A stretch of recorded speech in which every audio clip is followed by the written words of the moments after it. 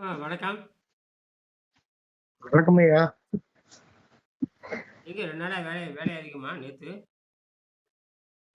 வணக்கம் ஐயா. வணக்கம். நான் பேசுறது கேக்குதா? கேக்குது கேக்குது, சொல்லுங்க ஐயா.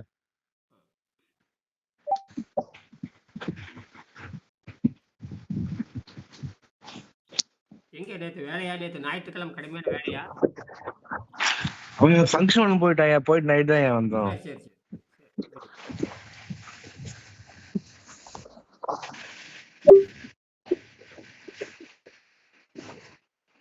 எப்பொருள் யார் யாரை கேட்பின் அப்பொருள் மெய்ப்பொருள் காண்பது.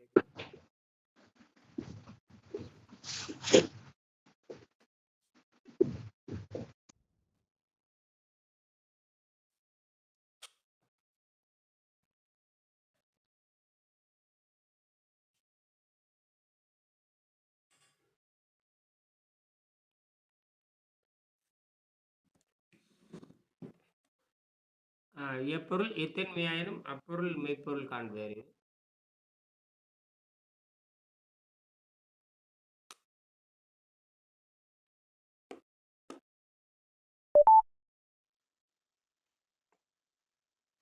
அப்புறம் அந்த மின்கலம் எப்படி வேலை செய்யுது? அணிச்செறிவு மின்கலம் நல்லா வேலை செய்யுதா? வெளிச்சு வந்துட்டே இருக்கா?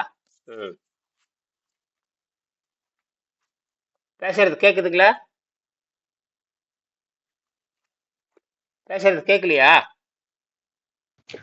பக்கத்துல வச்சிருக்கேன் ஐயா, எரியுது, நல்லா எரியுது.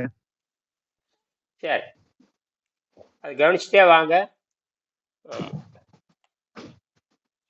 ஆமா.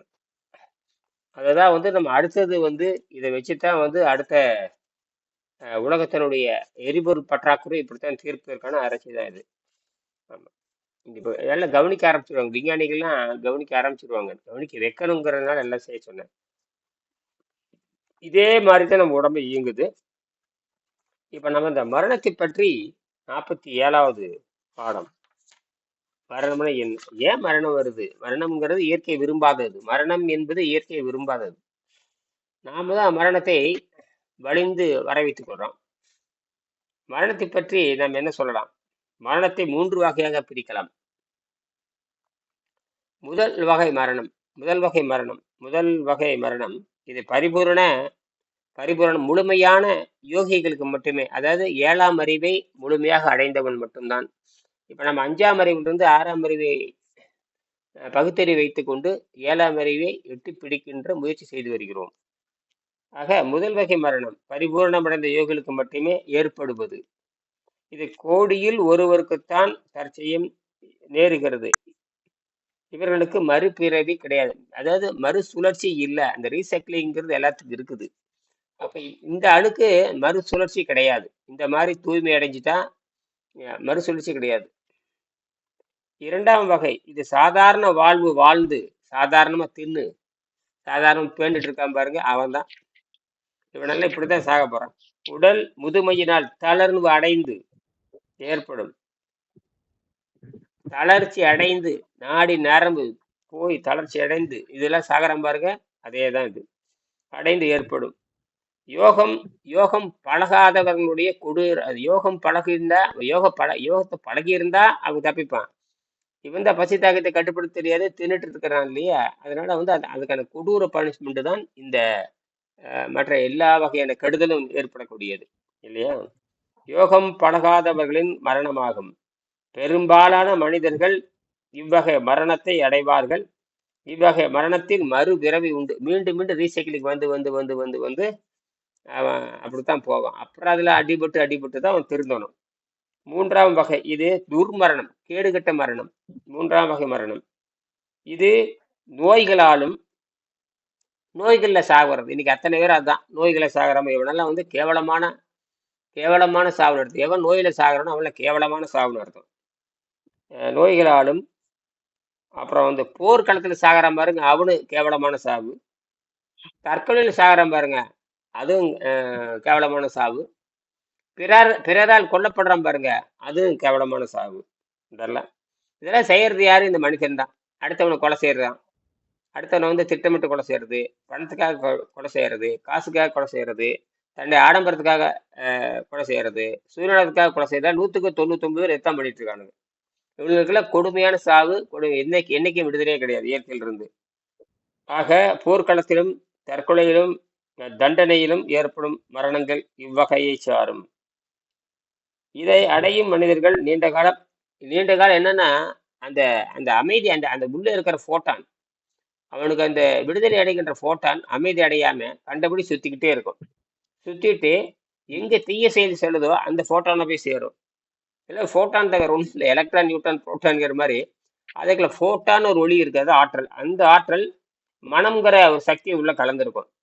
நமக்கு மட்டும்தான் மனம்ங்கிற ஒரு சக்தி இருக்கு, மற்றவத்துல எதுக்கும் கிடையாது. இந்த மனம்ங்கிற சக்தியானது அமைதி அடையாததுனால அந்த தீய போட்டான் வெளியே சுத்திட்டு போய் அது அப்படியே பல கோடி ஆண்டை சுத்திக்கிட்டே இருக்கு. எங்கேயும் விண்வெளிக்கும் போக முடியாது. ஏன்னா விண்வெளிக்கு போகணும்னா எடையற்றதா இருக்கணும். இது கொஞ்சம் எடை அதிகமா இருக்கிறதுனால இங்கேயே உட்காந்துட்டு ஊரை சுத்திக்கிட்டு இருக்கும். அதுதான் அந்த தேயா சுத்தரம் சொல்ற மாதிரி இந்த போட்டான் தான், வேற ஒன்றும் இல்லை. தற்கொலைகளாலும் தண்டனைகளாலும் ஏற்படும் மரணங்கள் இவ்வகையை சாரும். இதை அடையும் மனிதர்கள் நீண்ட காலம் ஆவிகளாக அலைந்து பிறகு மறுபிறவி எடுக்கும். அதுக்காக உடனே மறுபடி எடுக்காது, பல கோடி ஆண்டா சுத்தி எடுத்தா எடுக்கும். இந்த மாதிரி போர்க்களத்தில் சாகிறான் பாருங்க. வீர சொர்க்கம் என்ற நிலையும் இதில் ஏற்படும். வீர சொர்க்கம்னா போர்க்களத்துல செத்தா பெருமை நினைக்கிற பாருங்க, அவனும் இப்படித்தான் பேய் மாதிரி அலைஞ்சிட்டு தான் இருப்பான். இந்த ராமாயணத்தையும் மகாபாரதத்தையும் எடுத்துக்கொண்டால் படித்தால் தேவர்கள் கூட அங்க இருக்கும் பாத்தீங்கன்னா, தேவர்கள் யோகிகள் தேவர்கள் முன்னாடி நின்றுப்பானுங்க. இதெல்லாம் ஒரு கதையா இருந்தாலும் இவங்களே இந்த சூழ்நிலை காரணமாக பல பேர்த்த கொலை செய்யறாங்க. அவனுக்கு இதே தண்டனை தான். அதனாலதான் ராமன் தற்கொலை பண்ணான்னு ஒரு புராணத்தில் சொல்லுது. அதே மாதிரி இவன் நிறைய சூழ்ச்சி எல்லாம் பண்றான். கண்ணன் நிறைய சூழ்ச்சி பண்றான். அவனும் அடிபட்டு தான் சாகுறான். கால் அடிபட்டு காந்தாரியோட சாபத்தை ஏற்பட்டு கால் அடிபட்டு செத்ததாக புராணங்கள் சொல்லுகிறது. அதே ராமன் தேவையில்லாம ராவணனை வதை செஞ்சு கொலை செஞ்சான், திட்டமிட்டு கொலை செஞ்சான். அவனும் போய் தற்கொலை பண்ணிட்டான்னு சொல்லுது.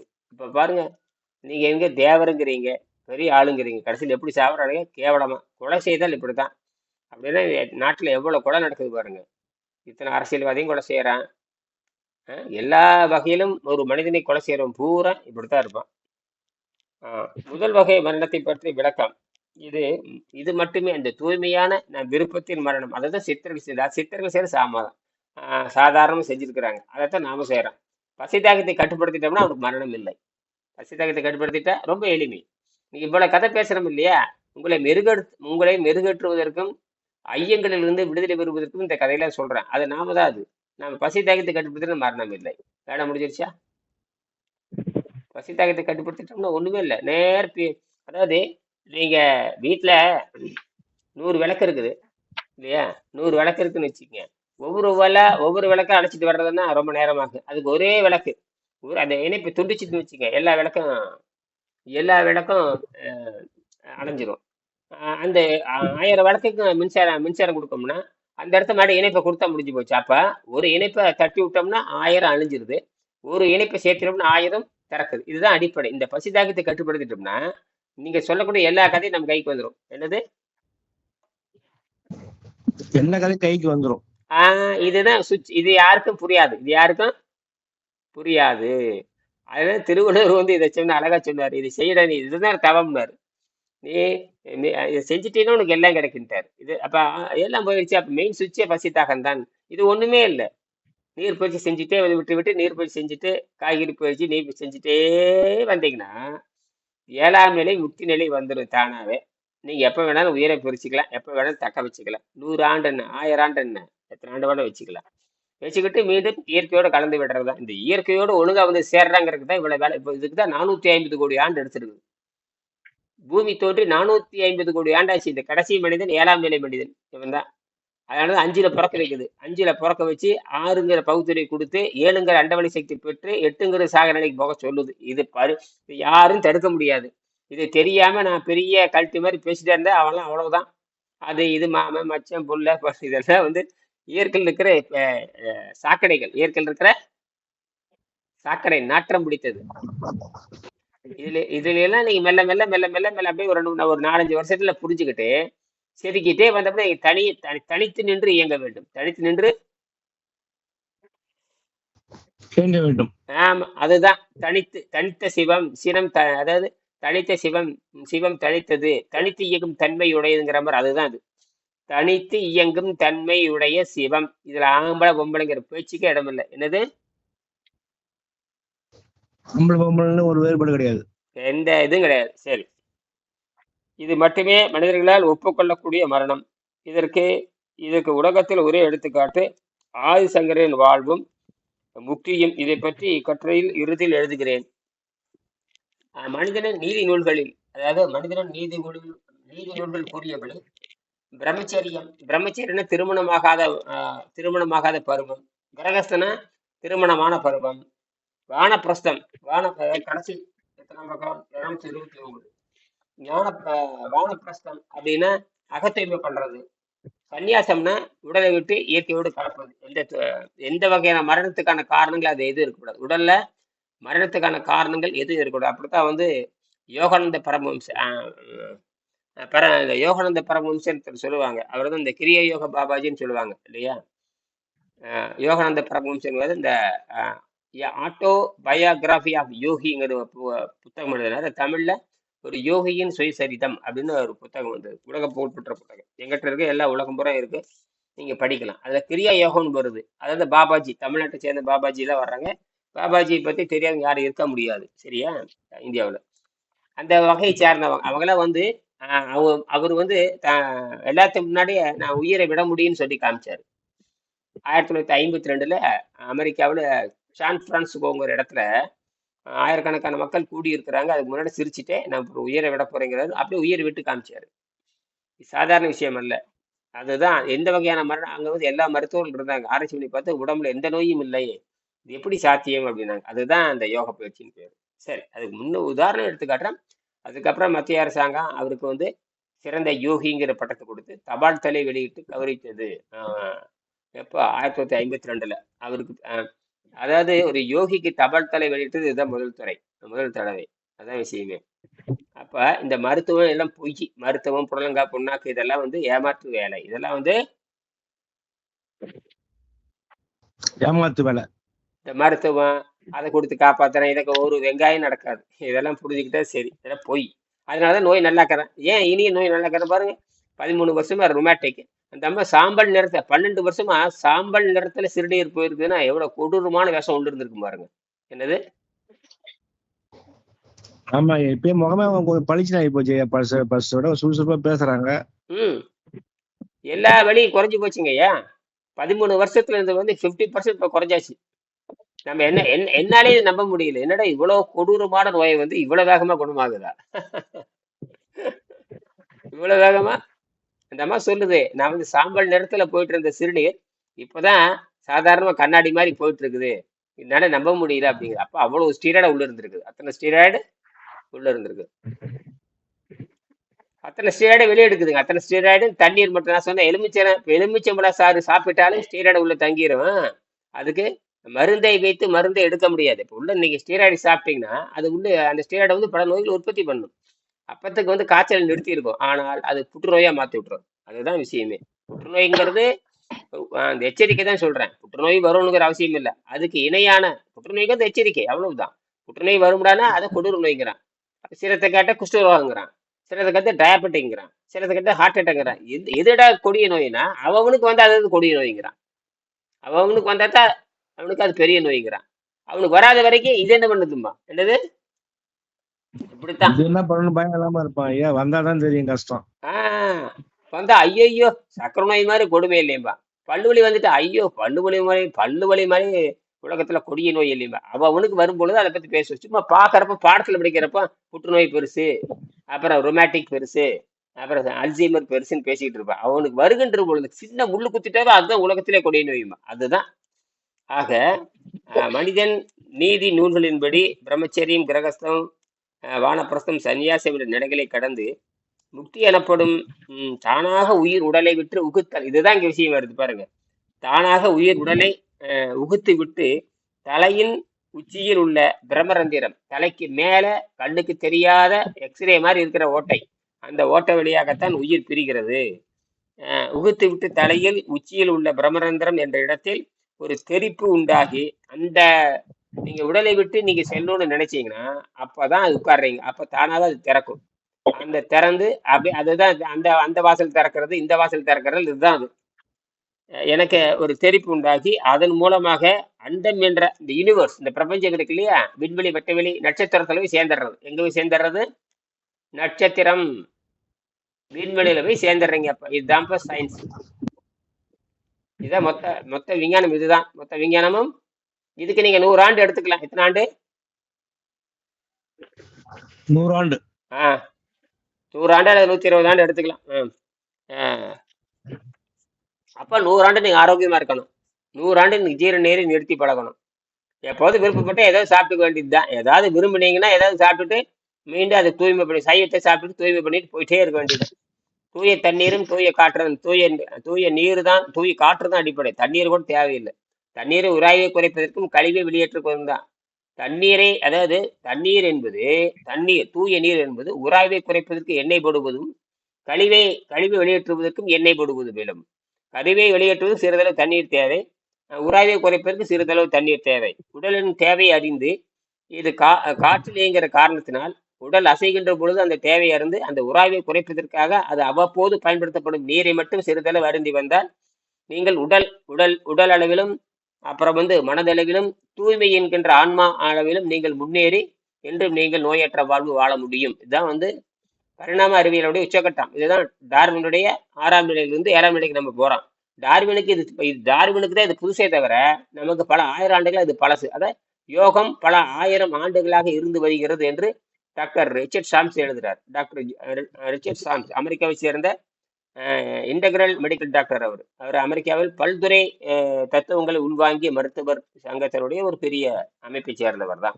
அவர் தான் உலக புகழ்பெற்ற ஹீலிங் வித் மைண்ட் பவர் எழுதுகிறார். அதில் எழுதுறார், உங்களுடைய உணவு என்பது ஆணாக இருந்தாலும் சரி, பெண்ணாக இருந்தாலும் சரி, நீங்க குடிக்கும் நீரையும் சுவாசிக்கும் காற்றையும் கவனமாக பரிசீலித்து உட்கொள்ள வேண்டும். இதுதான் உங்களுடைய உணவினுடைய முதல் பகுதிங்கிறாரு. அப்ப இது சுவாசி முடிச்சுட்டு தான் நீங்க ரெண்டாவது உங்களுடைய அந்த சைவ உணவு பழக்கத்தை தொடங்க வேண்டும். ஏன்னா நம்ம உடம்பு சைவ உணவு பழக்கத்திற்காக தான் படைக்கப்பட்டிருக்கிறது.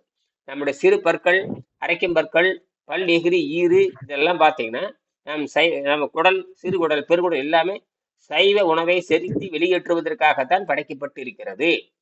ஆக அதை புரிஞ்சுக்கிட்டு தான் நம்ம என்ன சைவத்துக்கு போகணும். நம்ம பிறக்கிறப்ப இல்லை அசைவம் தான், பிறக்கிறப்ப 5 அறிவு தான். 5 அறிவு இருக்கிறப்ப நம்ம அசைவம் தான் சாப்பிடுவோம். பாலை குடிக்கிறது, டீயை குடிக்கிறது, காப்பி கண்டதெல்லாம் இதெல்லாம் இந்த அசைவம் தான். அந்த அந்த பழக்கம் தான் பின்னாடி எல்லாத்தையும் நியாயப்படுத்துறது. சரிங்களா?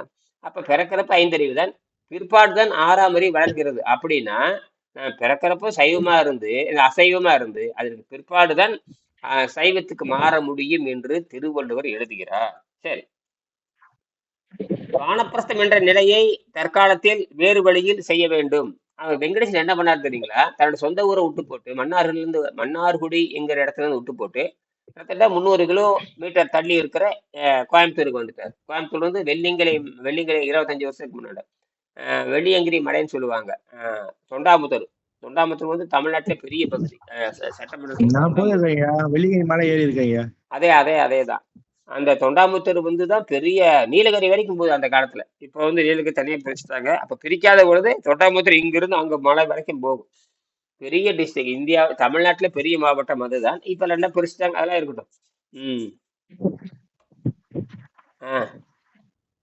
சரி, என்னுடைய 5 சென்ட் நிலம் அங்க போய் நான் பார்த்துருக்கேன். நான் அங்க பல பல பல பல 10 தடவை, பல 100 தடவை நான் வெங்கடேசன் ஐயா வீட்டுக்கு போயிருக்கேன். அந்த காட்டுகள் குடிசை அங்கே ஒன்றும் இல்லை. நான் 1 ஏக்கரா வாங்கியிருக்கேன், அவர் 5 சென்ட் வாங்கியிருக்காரு. அவ்வளோதான் வித்தியாசம். நான் 100 சென்ட் வாங்கியிருக்கேன், அவர் 5 சென்ட் வாங்கியிருக்காரு. அவர் சொல்லித்தான் நான் வாங்கினதே இது. என்னுடைய 5 சென்ட் மனைக்கட்டில் சுற்றி உயரமான 8 அடி 10 அடி சுவர் கட்டியிருந்தார். உள்ள என்ன நடக்குதுன்னே தெரியாது. ஆனா குடிசைதான் இருக்குது.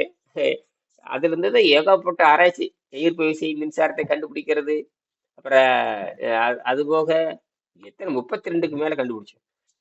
நான் கிட்டத்தட்ட 70க்கு மேல கண்டுபிடிச்சு வச்சிருக்கேன். அதெல்லாம் விண்வெளியில பயன்படுறது. இப்ப கண்டுபிடிச்சதா டாப் மோஸ்ட். இந்த சயின்ஸ் அடிச்சுக்கிறது உலகத்திலே கிடையாது. இப்ப நான் கண்டுபிடிச்சிருக்கேன் பாருங்க.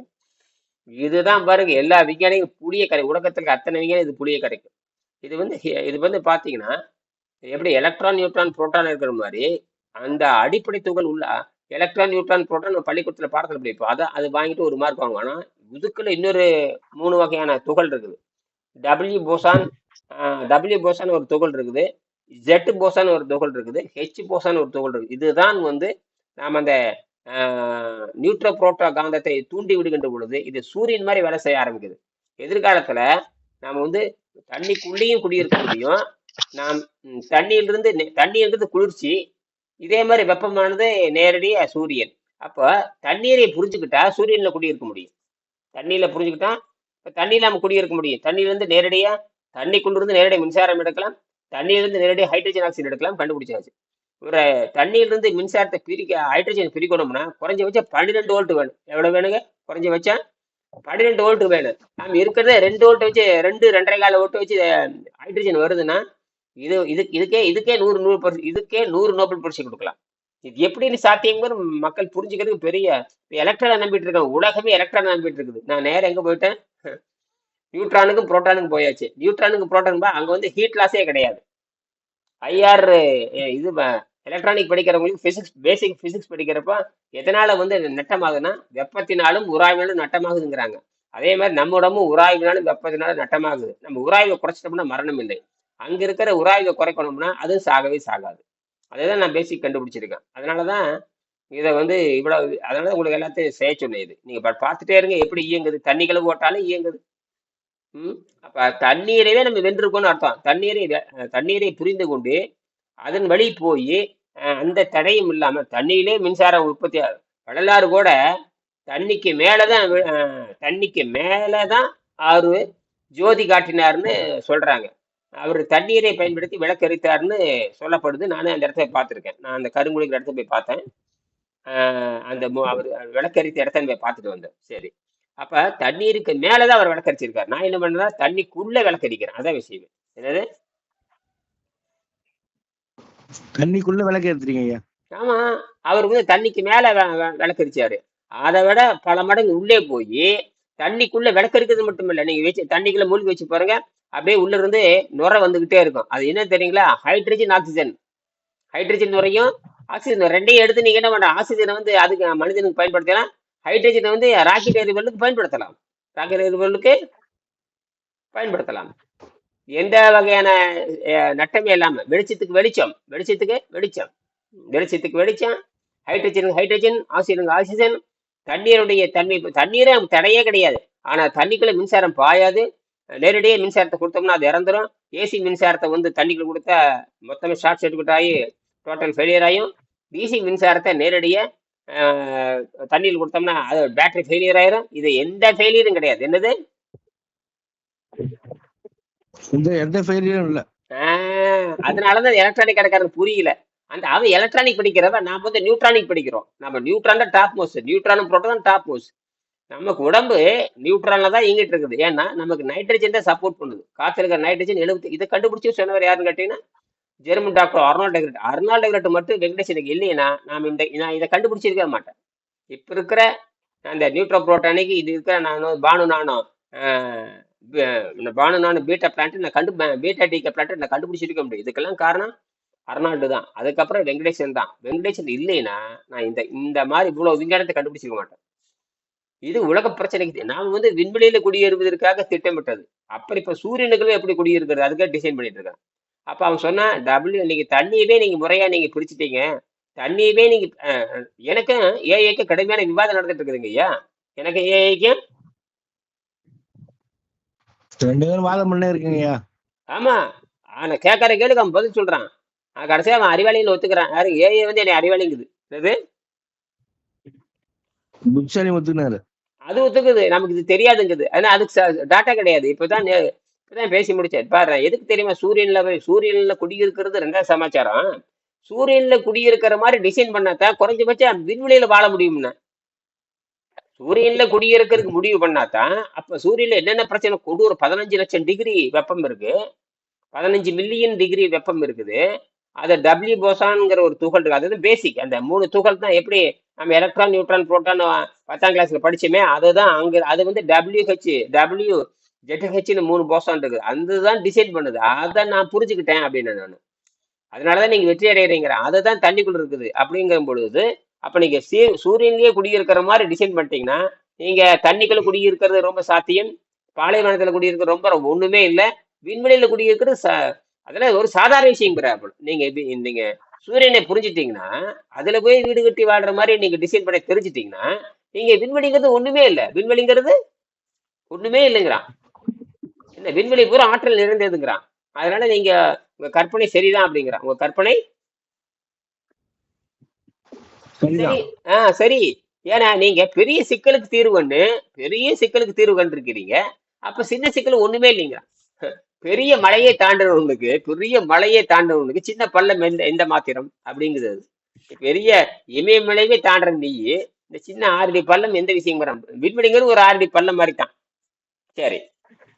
அது ஓடி வந்து பின்னாடி ஓடி வந்து எப்படி வேகமா தாண்டணும், நீளம் தாண்டலாம், லாங் ஜம்ப், ஹை ஜம்ப் தாண்டணும் தாண்டிட்டு போறாங்கிறாங்க. சரி. என்னுடைய 5 சென்ட் மனைக்கட்டில் சுற்றி உயரமான எல்லையை கட்டிக்கொண்டு நான் கடந்த 13 ஆண்டுகளாக நான் சந்திக்காத அப்போ வாழ்ந்து வருகிறேன். முமுஷுக்கள் என்று சொல்லப்படும் முக்தியை கடைசி நிலையில் தவறவிட்டார். அப்ப வெங்கடேசன் வந்து ஏதோ தப்பு பண்ணி தான் கண்டுபிடிக்கிறார், ஏதோ தப்பு பண்ணி தான் கண்டுபிடிக்கிறாரு. அதைத்தான் அவர் எழுதுறார். முசுமுக்கள் என்று சொல்லப்படும் முக்தியை கடைசி நிலையில் தவறவிட்ட நல்ல ஆவிகள் வானப்பிரஸ்த நிலையில் உள்ள யோகிகள் சூழ்ந்து இருக்கின்றன. அப்ப அவர் தனிமையில போகின்ற பொழுது ரொம்ப நாள் ஆச்சு. நேத்து கூட பிறை கண்டுபிடிச்சு எழுதினாங்க, ஐயா நீங்க உங்களோட இன்னைக்கு தனியா இல்ல, உங்களை சுத்தி ஆயிரக்கணக்கான இருக்கிறாங்க. எனக்கு ஒன்றும் புரியல என்ன சொல்றாங்க. அப்படிதானே பிறை? எப்படி அதை கண்டுபிடிச்சீங்க நீங்க? நான் முழுசா முடிக்கிற அன்னைக்கு இந்த புக் கடைசி பகுதி படிக்கும்போது எனக்கு ஹெல்ப்பா இருந்தது. நீங்க அப்பப்ப சொல்லுவீங்களா? சரி. ஆமா, இதைத்தான் வெங்கடேசன் பாருங்க. அவர் வெங்கடேசனுக்கும் தஞ்சாவூருக்கு எத்தனை 300 கிலோமீட்டர் இருக்கு. தஞ்சாவூர்ல இருந்து மன்னார்குடி, அங்கிருந்து எங்க தமிழ்நாடு பூரா அந்த சித்தர்கள் வாழ்ந்த குகை எல்லா இடத்து தமிழ்நாட்டு மட்டும் 40 குகை தேர்ந்தெடுத்திருக்காரு. 40 இடத்துக்கு போற கடைசியில பாத்தீங்கன்னா இங்க வெள்ளிங்கிரி மலையாடியவர். சரி, நம்ம வெள்ளிங்கிரி யோகிகள் இன்னைக்கே மறைஞ்சு வாழ்றாங்க. குகைகளை போனவங்க நிறைய பேர் இருக்காங்க, இன்னும் திரும்பி வரவே இல்லை. இந்த மாதிரி இமயமலை குகைகளை போனவங்க எல்லாமே குடும்பத்தை முடிச்சுக்கிட்டு குடும்ப பொறுப்பை கொடுத்துட்டு எல்லாத்தையும் கொடுத்துட்டு நான் போயிட்டு வரேன்னு போறவங்க தான் அவங்க. அதெல்லாம் இந்த பசிதாக்கத்தை கட்டுப்படுத்தி உள்ள வாழ்ந்துட்டு தான் இருக்காங்க. எப்பாவது ஒரு நாளைக்கு வெளியே வருவாங்க. அது யாருக்குமே தெரியாது. மனுஷன் மாதிரியும் இருப்பாங்க, உள்ள போன தெரியாது, அவங்க எந்த அடையாளமும் கிடையாது. மிகப்பெரிய அந்த அறிவை வைத்து கூட தான் இதை கண்டுபிடிக்க முடியுதுங்க. அந்த அறிவு வைத்து கூட இப்ப நான் ஹிக் பர்சன் என்ன எல்லாரும் வந்து பல ட்ரில்லியன் டாலர் செலவு பண்ணிட்டு இன்னும் ஹைட்ரஜன் பிரிக்கிறது தெரியாம முழு முட்டைகள் உட்கார்ந்து இருக்குது. எல்லாம் நோபல் பரிசு வைங்க முண்டமெல்லாம். நான் ஒண்ணு மேல 2 வோல்ட்ல தண்ணீரை 2 வோல்ட் மின்சாரம் 2.5 வோல்ட் 2.2 வோல்ட்ல தண்ணியில இருந்து ஹைட்ரஜன் பிரியுது. இது என்ன? எப்ப எவனு உரையும்? எப்ப இந்த இந்தியா உணர்றது? எப்போ நோபல் பரிசு உணர்றது? எப்போ இந்த பிசிக்ஸ் மாஸ்டர் உணர்றது? என்ன இளவுன்னு ஒண்ணும் புரியும். அதுதான் யூடியூப்ல போட்டுக்கிட்டே இருக்கிறேன் நான். எவனாச்சும் பாப்பான்னு பார்த்துட்டே இருக்கிறேன். பேரண்ட் வாங்கிடணும். ஆமா, நிறைய போட்டு இருக்கீங்க, எக்கச்சக்கமா வந்துனே இருக்குது. யாராவது பார்த்து பண்ணுவோம், நானும் யாராவது பதில் சொல்லுவான்னு பாத்துக்கிறேன், யாரும் பாக்குற மாதிரி தெரியல. நேத்து ஒரு பையன் பார்த்து, சார் வெரி குட், அருமையான கண்டுபிடிப்பு. நேத்து ஒரு பையன் சொல்லியிருக்கான், இது அற்புதமான கண்டுபிடிப்பு, தமிழர்களுடைய மிகப்பெரிய படைப்பு. நான் பேசுறது பார்த்தீங்கன்னா W Poshan, H Poshan, jet Poshan, அதை புரிஞ்சுக்கிட்டு அவன் கமெண்ட் பண்ணியிருக்கானுங்க. அவன் எப்படி இவெல்லாம் பசங்க தமிழ்நாட்டு பசங்களுக்கு இது தெரியுதுன்னு தெரிஞ்சு எவனோ ஒருத்தன் கவனிக்கிறேன். என்னன்னா டபிள்யூங்கிறான், ஜெட்டு போசானுங்கிறான். அது நேத்தான் படிச்சேன். ஆடாடா இதுதாண்டா எல்லாம் கட்டமைக்குதுங்கிறான். ஏற்கனவே நாம வந்து ஹிக் போசானை பத்தி பேச தெரிஞ்சிருந்தாலும் கூட நேற்று இந்த டிசைன் பண்ணுகின்ற பொழுது ஏஐ என்ன பண்ணுதுன்னா இருக்கிற டேட்டா எல்லாம் கலெக்ட் பண்ணி என்ன கேட்கணும் அது ஒழுங்குபடுத்தி கொடுக்குது. அதான் அதனுடைய வேலை. இந்த கண்டுபிடிக்கிற வேலையை இல்லை, ஒழுங்குபடுத்தி கொடுக்குற வேலை அது பண்ணி கொடுக்கறதுனால தான் டக்கு டக்கு டக்கு டக்கு நம்ம ஆன்சர் கிடைச்சிட்டே போகுது. நீ சொல்றது சரி, நீ சொல்றது சரி, நீ சொல்றது சரி. ஆமா, டேட்டா பூரா உலகம் இருக்கிற டேட்டா பூரா பாத்துறாங்க அவங்க. ஒரு செகண்ட்ல ஒரு கோடி பேஜை ரீட் பண்ணி கூட நம்ம ஒரே செகண்ட் இப்படிங்கிறதுக்குள்ள பல கோடி பக்கத்தை படிச்சுக்கிட்டு அடுத்த செகண்ட்ல கொடுத்துருங்க. அதுதான் இந்த ஏஐ. அதுதான் நூலகத்துல போய் எப்ப கேள்வி கேட்டு எப்ப திருப்புறது? நூலகத்துல போய் எந்த கேள்வி, நூலகத்துல போய் புத்தகத்தை எடுத்து எப்ப படிச்சு எப்ப புண்ணாக்கா போறது? ஒன்றும் கிடையாது. இப்ப அடுத்தது வந்து தண்ணிக்குள்ள மெரினா ட்ரென்ச் கிட்ட போய் எப்படி அந்த அழுத்தத்தை அதை வந்து 1200 பார் மில்லி பார் அழுத்த முடியாது. அந்த அழுத்தத்தை தாங்குற அளவுக்கு பாத்தீங்கன்னா சப்மரீன்லாம் பாத்தீங்கன்னா ஒரு சப்மரீன் அதிகபட்சமா பாத்தீங்கன்னா ஒரு 3 கிலோமீட்டர் 4 கிலோமீட்டருக்கு மேல போச்சுன்னு வெடிச்சு செதறிடும். ஆனால் நமக்கு 12 கிலோமீட்டர் ஆழம் இருக்குது, எவனுமே போக முடியாது.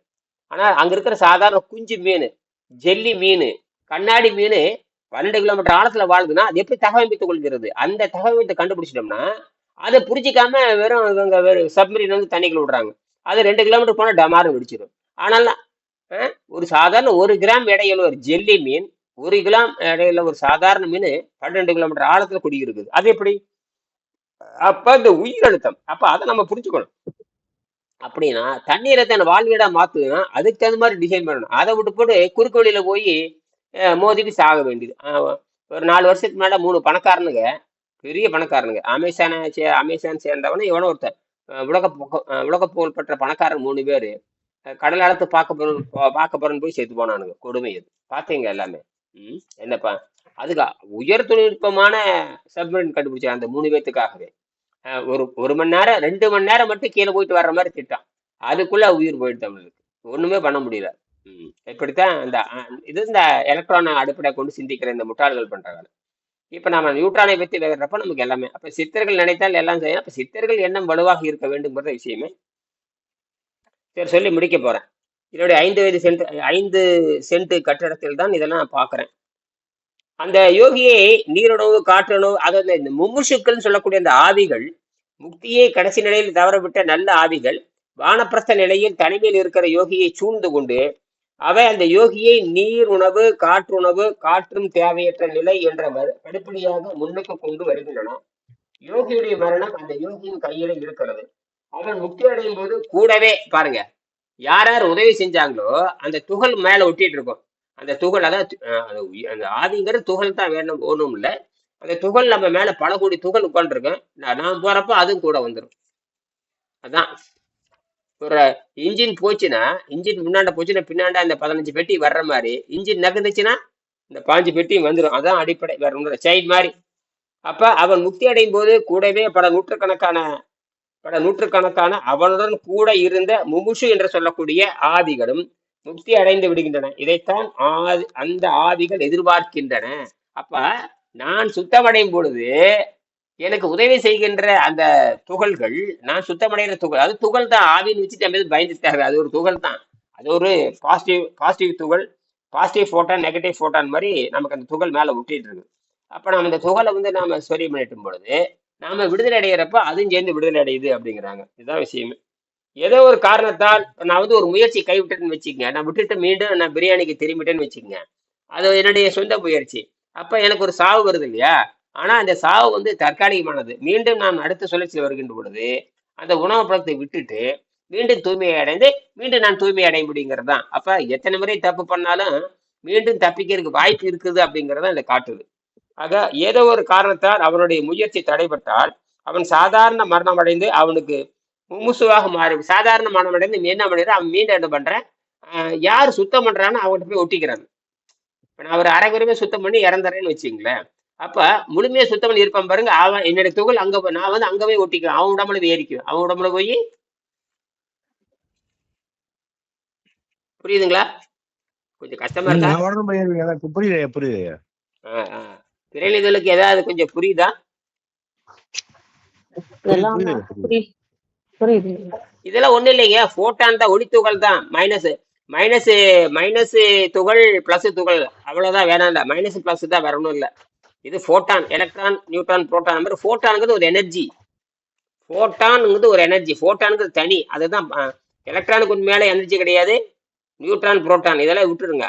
இதெல்லாம் அதிர்கின்ற பொழுது உள்ள இருந்து அந்த போட்டான்கிற ஒரு துகள், அது ஆற்றல், அதை தான் கண்டுபிடிச்சாங்க. நீல்ஸ் போர் அதை கண்டுபிடிச்சதான்.